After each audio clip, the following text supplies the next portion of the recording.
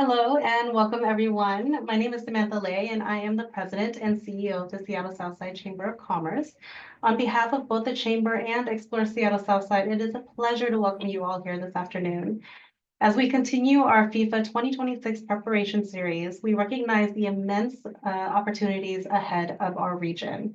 With Seattle proudly serving as a host city, we have a unique chance to showcase our businesses, boost our local economy, and create lasting benefits for our community.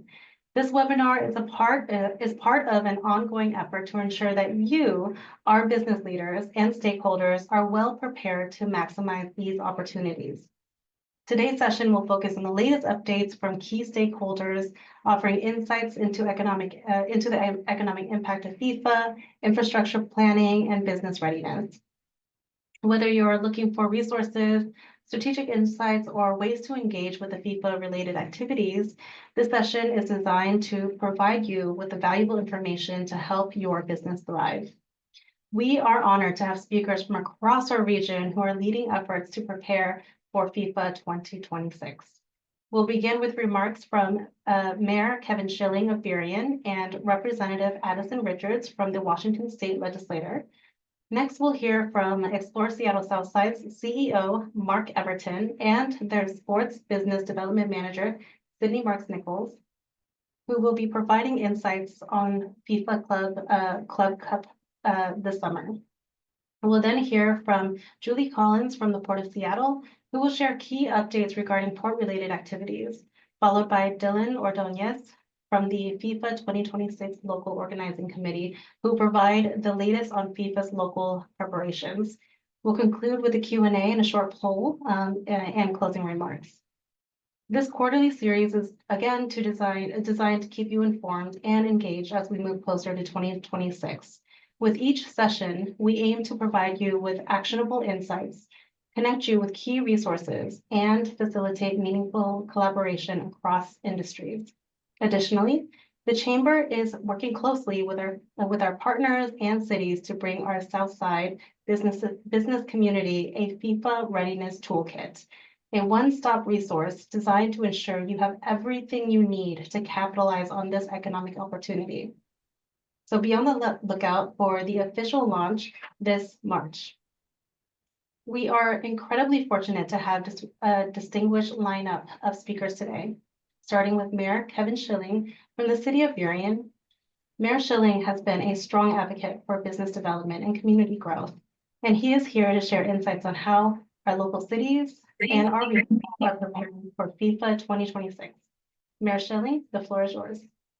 Well, thank you so much, Sammy, and thanks for the Seattle Southside Chamber for putting together such a great group of people to talk today about what will be the biggest opportunity for our region, for over 1 million people coming from around the world to explore not just Seattle, but the entirety of the Puget Sound. Cities are working hard to identify every single way that we can partner with business, partner with other governments, so that we are reaching every single area that we can to allow for the 1 million people coming to our region to have a phenomenal time, to experience the beauty of the Pacific Northwest, and to enjoy everyone's globally favorite sport, soccer. So we're excited for that. The city of Burien's in a unique spot because we don't have any hotels, but we do have a ton of restaurants. We have a ton of opportunities for people to explore the water, parks, the natural beauty of the region. But we know that we can partner together with our neighboring cities in Seattle, SeaTac, Des Moines, Normandy Park, Kent, and to make sure that when people are coming to Seattle, they can also go just a little bit south to experience some other amazing things. And I'm excited that Burien's working hard with the Chamber, as well as with our neighboring cities, to identify ways to keep tourism alive and exciting for this incredible opportunity. Now, I'm not going to take up much more time for myself because we've got a guest here who's a member of the state legislature from the 26th LD. He represents Bremerton, Port Orchard, Gig Harbor, but he also is probably the legislature's biggest soccer fan and is really trying to figure out ways to make all levels of government coordinate and collaborate more effectively and efficiently to prepare for this onslaught of soccer fans next year. So I'll let State Representative Adison Richards take it away for a few remarks, but I don't want people to leave here without connecting with him. If you're a part of FIFA, if you're a part of the hospitality industry, if you're a part of the beer industry, if anyone's got any beer or wine, do not leave here without talking to State Representative Adison Richards and giving him your information. You want to work with him to plan for this. So go ahead, Adison, take it away. Well, thank you so much, Mayor Schilling. I really appreciate the invitation and all of your work and passion in this project. And I want to thank the Chamber for the opportunity, and to all of you for being here and all the efforts going into making sure that we have an amazing party here in our region next summer with the rest of the world. And I get to represent the 26th district, as Kevin mentioned. That's Gig Harbor to Bremerton, and importantly for this conversation, home of the fan zones in Bremerton, and then Gig Harbor and Port Orchard are adjacent to Tacoma and other areas where those fan zones are going to be. And so look, I'm here first and foremost to be a partner to you. I want to know how we can maximize this event for the long term in key areas, including transit, housing, and security, but also just make sure that our businesses are getting the maximum benefit, that our hospitality organizations are getting the maximum benefit, and that we're also thinking about how to maximize tourism from other areas, right? This is a unique World Cup. As Kevin mentioned, I'm a huge soccer fan. And what's really unique about this particular World Cup is that it's being hosted in multiple countries. And so we're going to have border issues with getting folks to and from Canada. And I've met with the Canadian consul along with some other partners here in the legislature to talk about what they need and what they would like to see. And so working with all of you, perhaps to put together some ideas for our federal government and getting people to and from the border, because I know things like human trafficking are going to be a concern. There's issues going to be related to narcotics and other security issues. And so we're going to have to work on these finer details in terms of getting people to and from places in our region, so that, again, we are maximizing the amount of investment here from European tourists who are coming here to have a great time for about 3-4 weeks in the middle of next summer, and from obviously all corners of the world. And I mentioned Europeans because my Chamber of Commerce in Bremerton has mentioned that the average European spends $960 a day on travel, and so right, that's a huge amount of potential, and I know that so many other folks from around the world are going to be wanting to capitalize as much. And so I'm happy to answer any questions. We're working on a package here in the legislature, but whatever ideas you have, I've got a shopping cart for good ones, and want to make sure that I'm the best partner I can be in this effort to you all. And I'll leave my contact information in the chat. And if I've got a couple other minutes, I can break down exactly where I hope we can make key investments in transit, housing, and security. But happy to answer any questions or otherwise turn it over. Thanks. Does anyone have any questions for Representative? My ear on this a little bit. Yeah, I understand. That's okay.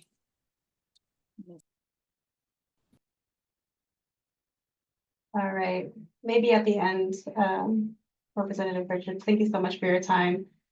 All right, Mark, over to you. Wonderful. Thank you so much, Sammy. I'm Mark Everton. I'm with the Explore Seattle Southside team, which is the regional tourism authority that represents primarily the 3 cities of SeaTac, Tukwila, and Des Moines. And I've got the task today to try to walk you through a little bit about the economic impact and the benefits from FIFA World Cup, and talk a little bit about Sports Commission. And I'm going to actually defer back to some landing pages from the organizing committee, and then talk a little bit about fan zones. And I'm partnering with an amazing teammate of mine, Sydney, and she's going to talk a little bit about the FIFA club update, because that's actually coming up this summer, and give you a brief overview of what's going on with that. So let's talk economics. Probably the best reference I can give you is to go back to last week's Puget Sound Business Journal. There was an article by Rick Morgan that captured a lot of the data that Visit Seattle had put together last December. Visit Seattle engaged Oxford Economics, which is Tourism Economics, is a company that does literally thousands of economic analyses of tourism effects in various destinations throughout the country and the world. So they're really, really good at digging down and getting some good numbers. The highlights of those numbers, and let me go back a step. Where they got this from was really a deep dive into what occurred in the 2018 World Cup that was held in Russia. And as a quick reminder, about 7.7 million people attended those matches, 11 cities, 32 teams. They also looked at Qatar, which was in 2022. A little less visitation, a little under 2 million visitors to those games, 8 venues and 32 teams. And for us, for 2026, we're going to be, as the representative said, in 3 countries, but primarily 16 cities and 48 teams competing. So this is exponentially bigger than what we've seen in the past. So some of the summary numbers they came out with, a little under $1 billion of overall revenue benefit for King County, about 929 million, about 650 million in direct spending. That's money that's going to either be cash or credit cards that's going to be transacted within King County. About 750,000 people are expected to visit Seattle proper during these games, and about half of that number will actually have tickets and be attending the matches at Lumen Field, about 360,000. From that, this goes back to what Mayor Schilling had said, it's expected to support around 20,000 jobs and about 100 million in individual tax revenue. And what's nice is that revenue obviously is going to go to the state and King County, but it also will have a trickle down via sales tax and also occupancy, lodging tax into a lot of our smaller cities throughout the region, not just in Seattle itself. The other interesting thing in this article, and kind of the validation for what tourism economics did, is they went back, if you remember, way back when Taylor Swift performed 2 concerts at Lumen Field, and they were able to determine that Taylor Swift's concerts actually generated about $13 million worth of economic benefit. And if you recall, at the same time Taylor Swift was performing, the Toronto Blue Jays were playing the Mariners in the T-Mobile Park adjacent to Lumen Field. And we'd also had hosted Major League Baseball's All-Star Game about a week or 10 days prior to that. So it was a really difficult job dissecting that. In going back and looking over the numbers, what Taylor Swift was able to do for the region in generating $13 million, she generated that primarily from increased revenue in the hotels rather than increased occupancy. And I think to a big degree, that's what we're going to experience with these visitors that are going to come in, is that we will be at capacity, but I think what we're going to see is compression and an increase in rates across the region.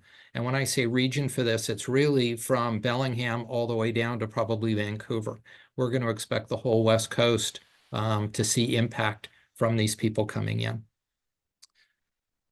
Switching over a little bit to Sports Commission, and I'd like to refer you to the Seattle Organizing Committee, and their website is Seattle FWC for FIFA World Cup 26. So Seattle FWC 26.org. And it's probably the best, I would bookmark it. It's probably the best place to get current updates and other information that we're going to be able to find. One of the challenges is there's a couple of major things that we don't really know at this point, and that information, and I think Dylan from the organizing committee is going to be able to give us a little bit of update on that, but we're really waiting to know which teams will be here and which countries, which will have a big effect on travel and tourism, and we will know that later this year, I believe in December. There's some viewing party guidelines that should be coming out shortly. I believe that is due in the second quarter or late in this quarter, March, April. And that will help define some of the viewing party guidelines that our small businesses will be able to follow as kind of a guidebook. And then we're also very interested in the traveler profile. And we'll know that more as we've got our tickets settled. And then we also know which teams are going to be here. So we'll have a better understanding of what those traveler profiles are. The fan zones that have been alluded to a couple of times, and you're probably, I think it's been in the news quite a bit, you're probably aware, Bellingham, Bremerton, Everett, Olympia, and Lacey, Pasco, the Tri-Cities, Pasco, Richland, and Kennewick, Spokane, Tacoma, Vancouver, and Yakima. And Those fan zones are in direct line for some funding. And I think Representative Richards mentioned that that's currently in process down in Olympia. And there are really three funding sources or three funding earmarks for about $56 million. They're looking for operating funds for public safety and security for those 11 fan zones, and that's basically about $1 million a piece for each of those, or $11 million. They're looking for some capital to do some improvements, not only to Lumen Field, but also to some of the training facilities at Gonzaga and UW. And they're also looking for some small business readiness funds, and that would be about $6 million. So we're very excited and interested in what that small business readiness funding will look like and how we're going to be able to tap into that for a lot of our local small businesses. And I think our chamber and Sammy's team will be able to get some more information out to us about that as that becomes more available and how we access that. With that, I'd like to turn it over to Sydney. And Sydney, if you want to talk a little bit about this FIFA club update and how we keep the two of them straight. Got it. Thank you. All right, I'm going to share my screen. I just have one slide as a visual to share with everybody. Bear with me while I get that fired up and present mode. All right, so today I just want to talk briefly about the event that is happening this year, this summer 2025, the FIFA Club World Cup.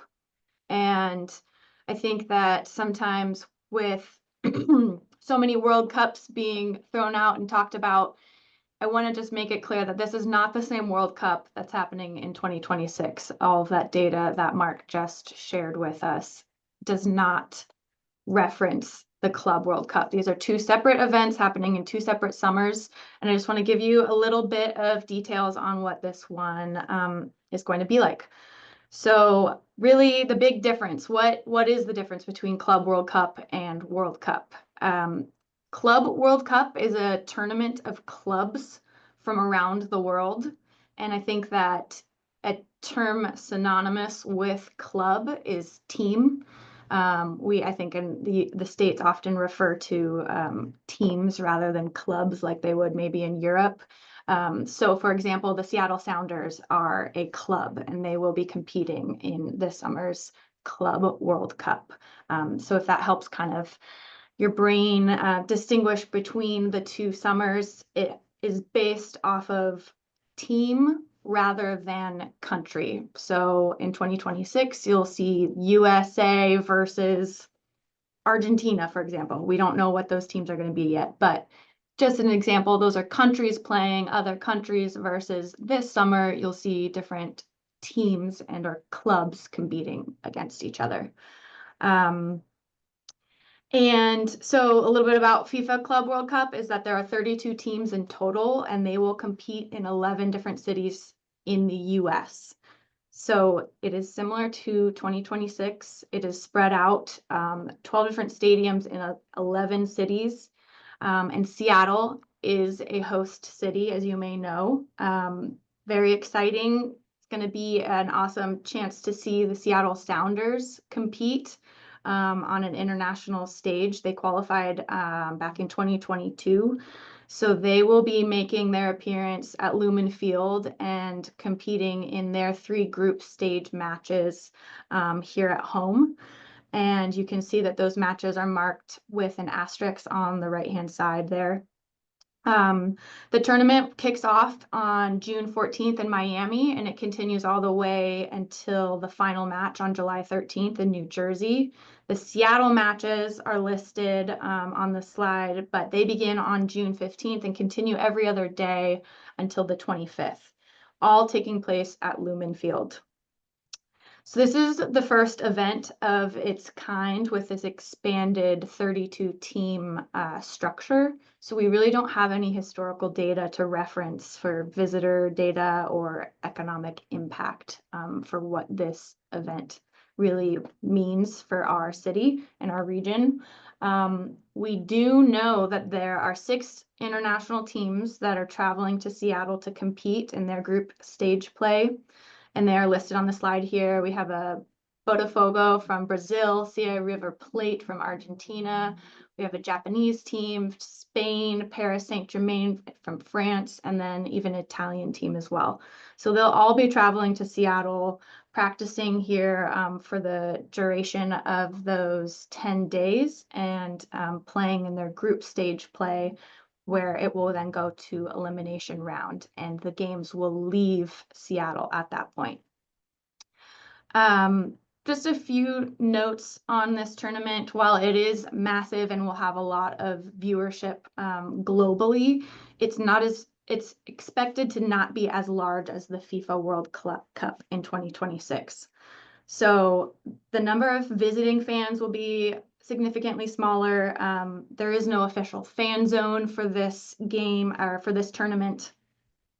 And while it is going to be seen as great practice for 2026, it just isn't quite the same scale. So I want to make sure that businesses and our stakeholders here recognize that this is a massive event. It will impact our region, but I think more so in just compression because it's a busy season already and so many other things are happening on the same weekends and the same days that we will see compression, especially down here in Seattle Southside, but it will not have nearly as broad of an impact as the FIFA World Cup in 2026 will.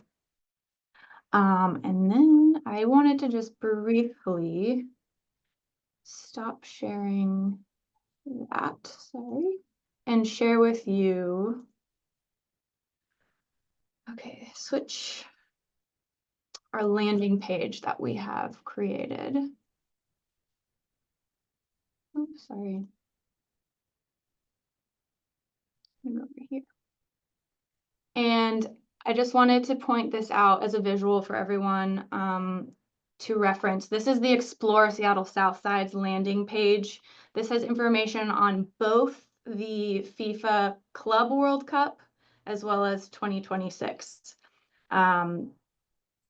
This is a great resource just to bookmark and save on your desktop. I do want to mention that the Chamber also has a landing page with great resources, but we are working together to share information to make sure both of these pages have, the same news and updates. So no matter which landing page you find yourself on for updates, you will be getting the same news, but I do recommend just saving both so you can have the point of reference and making sure that you're just getting the latest information. And we will be sharing a newsletter on a quarterly basis in between each of these virtual meetings with you all. So if any other pertinent information comes up in between these virtual sessions, we will be sending out a newsletter and collaborating on that as well. So both landing pages will have the place to sign up. It's at the bottom of our landing page here where you can just get on the list to make sure that you're included in those updates, as well as the chamber will have that as well. And that is all I have for you today. Please let me know if you have any questions, but I will pass it on to, I think, is it Dylan? Sorry, Sammy. That's me. Oh, yes. Sorry, Julie. Yeah, no, great. Well, Kevin and Sydney, thank you so much for that great information. And I know my slides are going to appear here shortly. I'm Julie Collins, and I'm the lead handling the preparations here at the airport. I'm the Customer Experience Initiatives Director. And so really thinking about the vast number of people that will be coming through the airport and really how this is their first and last impression of our region. Next slide, please. So one of the things that we want to do is really make this a fun, exciting time at the airport. And you'll see our new mascot, Jet. We'll be certainly FIFA ready for this next summer. We really see this as all the other speakers have noted, just an unprecedented opportunity. And as we think about, though, the really incredibly important aspects of the customer experience that We are focused on safety and security, and also that people can move through the airport in an efficient way, but to have some fun, that it's enjoyable as well. And we also see this as a great opportunity for volunteering, and I'm going to talk a little bit about that, and opportunities to promote our region. So next slide, please. As we think about here at the airport, the kinds of travelers we will see, I like inspiration pictures. This one speaks to me when I hear descriptions of the kinds of travelers that will be coming to the airport, an enormous international mix. So many people coming that won't have tickets, that won't be here to see a game, but they're here for the vibe. And, so we really want to make sure that we're thinking about the fact that we will have some incredibly passionate people coming to the airport, again, focused on that safety and security. We're also mindful of language and wayfinding will be an area that we want to increase and make sure we're really able to help serve people who may not have English as their first language. We also recognize the importance of connecting, and so connecting to Sound Transit and to the other types of transportation, we know will be a very important part of how the airport connects to the greater region in terms of helping people move throughout to both games, but also to explore and see new sites in our area. And as has mentioned earlier, we'll know more in December once they have the team draw, and then we'll be able to have an understanding of what countries are coming in 2026 and can prepare accordingly. Next slide, please. We're also, as we think about the general traveler, we also are working very closely with FIFA on the movement of their clients, and they have some very specific levels of people, dignitaries, world officials, their staff, and people like you see in this picture here, David Beckham, a legend. And so we're working also very closely with Boeing Field and with Payne Field, recognizing that some of these charter flights would be better suited to a Boeing Field than here, but working certainly closely with FIFA to help move their very important visitors through our airport as well. Next slide, please. I think many of you, if you've traveled recently, in the last couple years, you've seen that the airport is in a state of construction, and that has been very purposeful, focusing on 2026, having some very major projects completed in time for World Cup. And so the first one will be that checkpoint 1 relocation. That's a brand new checkpoint down on our baggage claim level. The C concourse expansion is very exciting, building up because we don't have room to build out. And that'll be 4 floors of more restaurants. And what you see here is a wide open gathering area. We think that's going to be a really important space for bringing terminal activations and just creating that sense of community during the World Cup. We're also working, if you've been here, you've seen on our drives, which are always crowded, unfortunately, adding a couple more lanes to help that traffic flow more effectively. And then our SEA Gateway project, and that is maybe better known as the Alaska ticket area. And so making that a much open, wider, lighter space, redoing checkpoint 5, which is that checkpoint closest to the Alaska ticket area, and also then down below the baggage claim. So that is in a major disruption state right now, but working hard to have that ready for 2026. Next slide, please. We need your help. And I think this is such an exciting opportunity. As you may know, we do have a volunteer corps here at the airport. We have about 120 folks that volunteer. We've had a program here for 20 years. And we see this, though, as a really exciting opportunity to grow our volunteer. You'll see a QR code, and I'll work with the chambers as well to see if we can have this available on their sites. We are really excited about having more people. We know there's a need to have a lot of people in the terminal during this time to help the travelers find their way, and it's a really exciting opportunity to be really a part of bringing this event to our region. We also will have welcome desks that our volunteers will help staff as well. And we really see our volunteers as ambassadors for the region. They get so many questions. What's your favorite restaurant? What should I do tomorrow? I'm staying in this area. What is there to do? And so both either volunteering at our information desk, or we will certainly be working with our local visitor organizations to make sure we have up-to-date and important visitor tourist information. We will be a really important initial connector as people are reaching the region, and we want to certainly tell that South Sound story about all there is to do. Next slide, please. One thing I think is a unique opportunity, and I've shared this in a couple other with a couple other audiences, is just embracing that popular culture of soccer. So many people in our area maybe haven't grown up with it. Understanding the passion of other parts of the world is maybe a little bit foreign to us. And so some of these streaming series are just fun ways to think about learning more about it and getting into the spirit of it.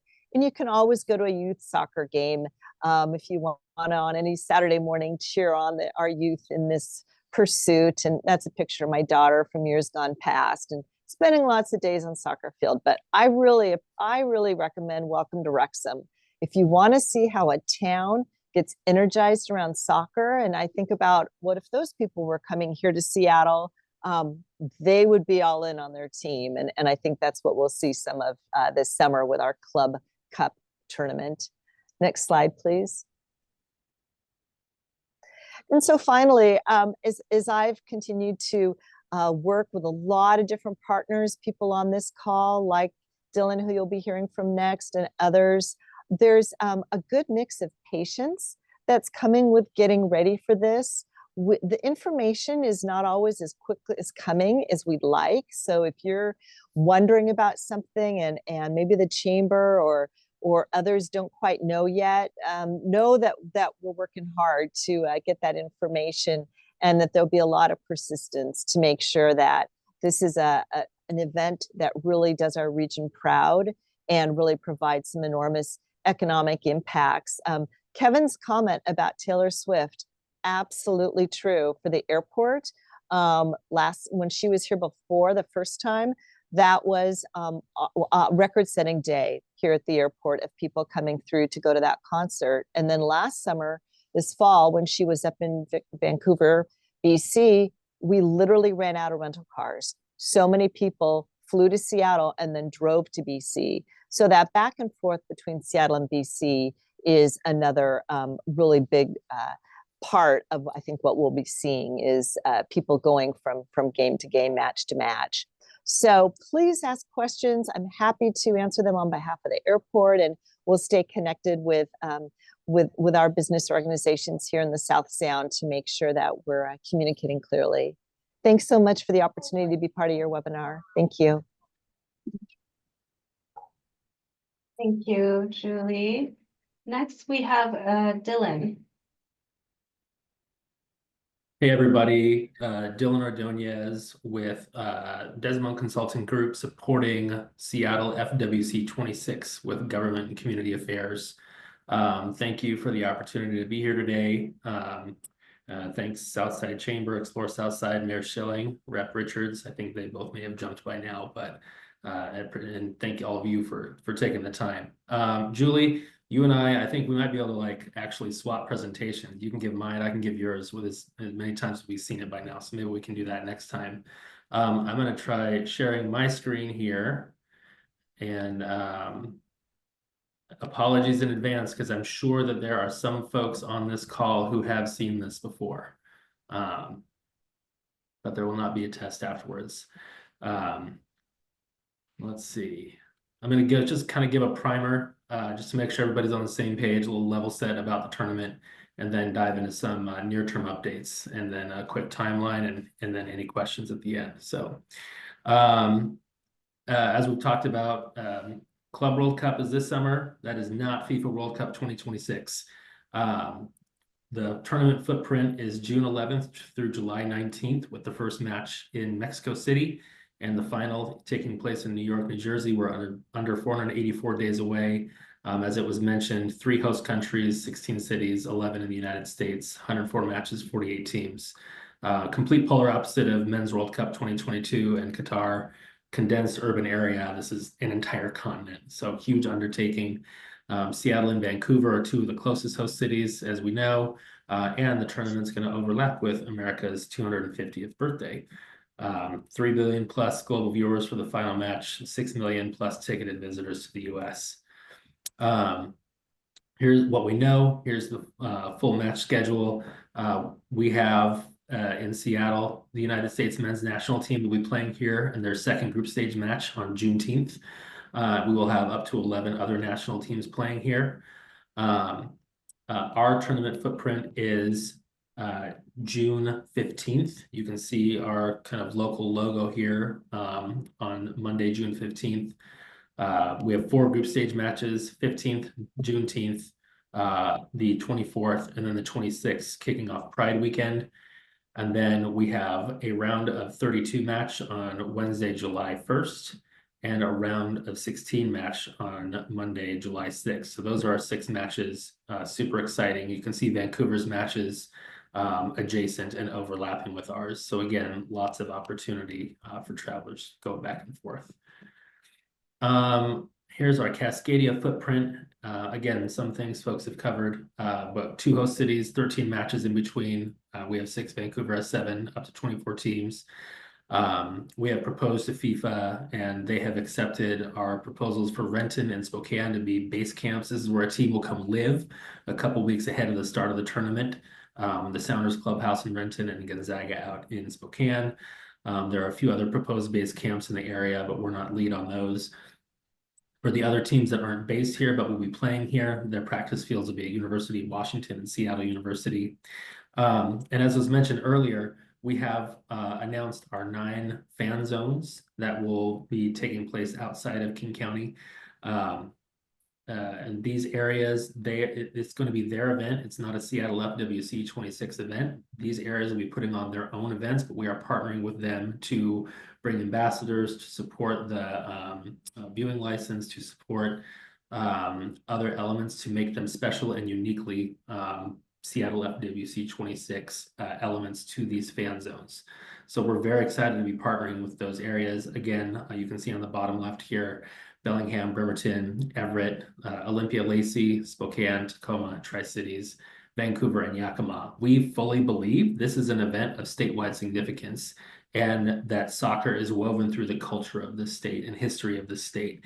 And so we know that not everybody's going to be able to get into Lumen Field. Not everybody's going to be able to even get to Seattle or even King County to come to the official fan celebration at Seattle Center. So we really wanted to do what we can to what we could to make sure that as many people as possible get to feel a part of this historic event here in Washington in the summer of 2026. So here's what we think we know. There is a lot we don't know, but here's what we think we know. Again, up to 750,000 visitors over 3 weeks, 2 billion plus global viewers. As Mark mentioned earlier, the 929 million forecast economic impact, with 106.5 in state and local taxes generated, supporting over 20,000 jobs. Kickoff times, not yet confirmed, but understanding that there's, that FIFA is based in Europe. There's a large population in that area. We're guessing that kickoff times could be between 11 a.m. and 7 p.m. So that more global viewers will be able to watch in real time. Again, not confirmed, but that's just kind of our best guess. And on transportation planning, we understand that an 11 a.m. or noon kickoff would be kind of the one match where it would impact both the morning and afternoon commutes. So very cognizant of that. The visitors, 50% plus, will be international. And then our fan celebration, we are planning to be operational between the first match on June 11th through Seattle's last match on July 6th. However, that is all subject to us securing funding. So some Q1 priority milestones and activities. On our community and legacy work, we're continuing to engage with neighborhoods immediately surrounding the stadium to work with them to hear concerns and identify how we can work together to mitigate those concerns. We are working on something in Seattle called the Unity Loop, which will encourage visitors and locals to kind of get out and get around the city center. So we're working with our Unity Loop partners in the near term. And we're seeking a lot of funding from the state for a few different things, but including small business support, as you've heard. We are seeking federal and state funding for transit and also, of course, for security. On transportation, we're going to have a transportation and security summit later this month with our partners in government and a couple others to continue that planning, make sure that everybody's on the same page. We are on the security front, still waiting on for a gap analysis to be completed, so we know kind of a little bit more specific of which types of law enforcement first responders are going to be needed where and when, what the projections that we have. So that's going to inform the next phase of security work. We are identifying strategies to test during FIFA Club World Cup 2025. Again, this is not World Cup 2026, but there may be some areas where we can test some concepts, and so we're preparing to do that. I just mentioned the gap analysis to inform mutual aid requests. And then fan celebration, we're engaging with Seattle Center resident organizations and continuing overall planning efforts. By the end of Q2, our goal is to issue RFQs for small businesses, opportunities for event contractors. If you look on the right side of this, you go to our seattlefwc26.org website /opportunities, there's a chance, or there's a place where you can proactively put in your company into our website, into our database, and by sector, and you can know that at least we're building a database that we may reference or share with others who are curious about ways to activate and partner with small businesses here. So I encourage you to check out the opportunities page of our website. So a reminder on intellectual property. This is something that FIFA is very particular about. We're very excited that everybody's so excited. But these particular marks are FIFA's or Seattle FWC 26. So it's kind of easier to start from the right and go left. But in any of the things that you kind of put out publicly or commercially or anything like that, like can't ever use the trophy. And even our mark here specific to our host city with the trophy is heavily restricted. And so that is something that even we have to get permission from FIFA to use here. That if anybody else is going to use it, it requires our permission. And then all the way on the left here, you have our local logo without the trophy and without FIFA on it. And even that is very limited use and requires the permission of the local organizing committee to use. So if any of you are kind of doing your own presentations or talking publicly or developing graphics or anything like that, just if you aren't aware, just wanted to make sure that you are now aware of FIFA and their IP guidelines. They're very strict and very protective of their brand. So encourage you to develop your own things just so to avoid getting the hot water with them.